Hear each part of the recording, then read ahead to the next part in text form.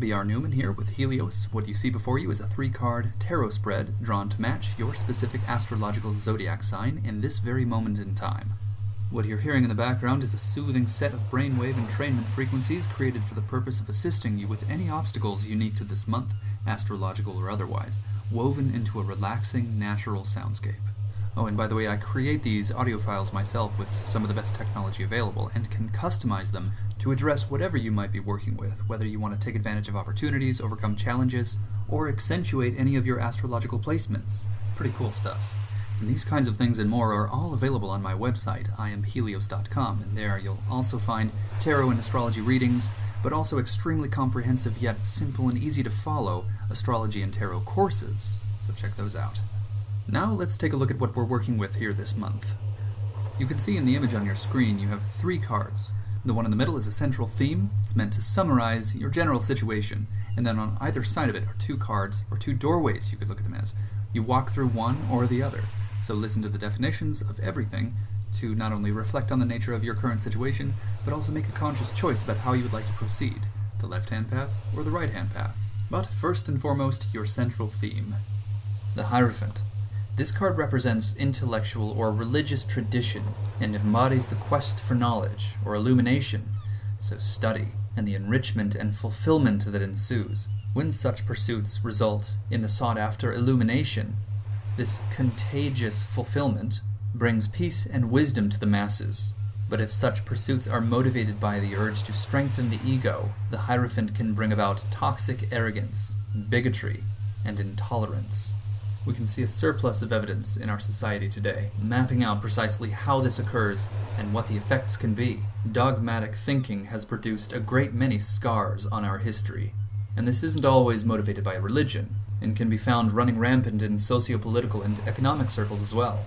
So the experience of this card could bring about a brush with these forces, a brush with these themes, but ideally the activation of this card would represent personal illumination, purely motivated. But it doesn't end there. Such motivations, more often than not, will inspire the sharing of such illumination. So the Hierophant can represent a kind of teacher, a mentor. So this can be the process of stepping up to that level of authority, ascending some intellectual hierarchy, stepping up to the podium, so to speak, and being sincerely listened to, and of course not abusing that power. If properly embraced, the experience of this card can sharpen your mind, can give weight to your words, lending both grace and powerful conviction to your every action. From this position, you can choose to take the left-hand path or the right-hand path. So we'll start with the left. The 6 of Cups.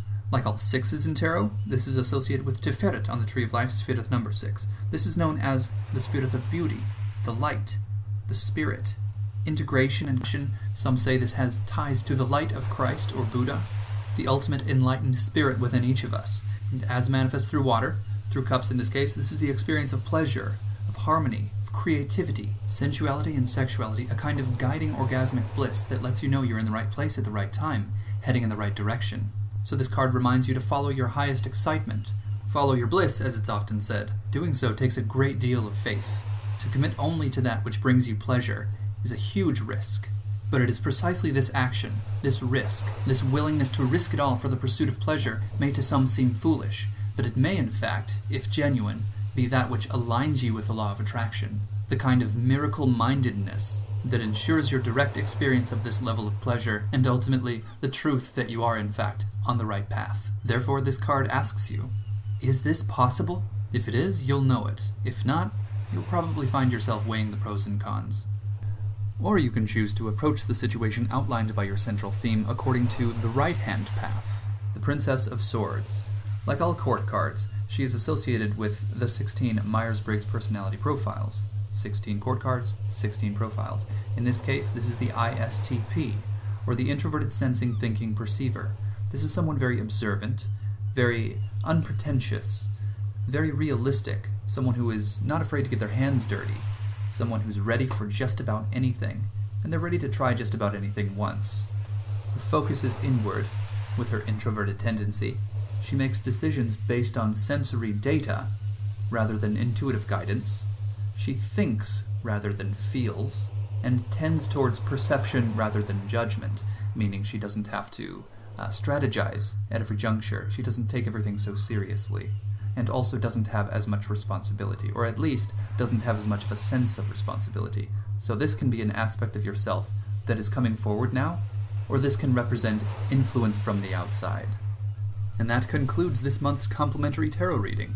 Of course, to get truly serious, very specific, in the most useful way possible, you're going to want to contact me for a tarot reading, for an astrology reading, or a tarot-astrology fusion reading. You'll be so glad you did. You can subscribe to my YouTube channel and explore other videos I might have that are relevant to this month. You can subscribe to my website to receive updates, special deals, and freebies as well. I hope you have a really great month. Thank you so much for watching.